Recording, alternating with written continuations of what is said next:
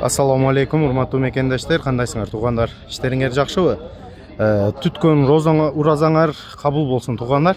Бүгүн мен Жалал Абад шаарында жүрөм, 2 апрель 2022 жыл.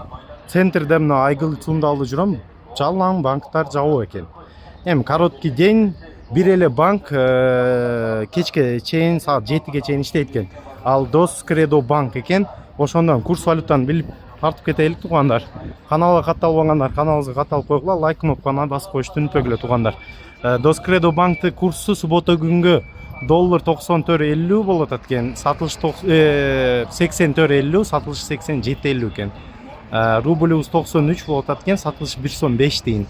Евро 90 сом, сатылыш 93 сом экен туугандар. Бүгүн күнгө шу Дос Кредо банк саат 7ге чейин иштейт экен. Бир эле шу банк иштейт экен туугандар. Видеобуз жаккан болсо лайк кнопканы басып койгула. Каналга катталбагандар обязательно каналыбызга катталып койгула туугандар.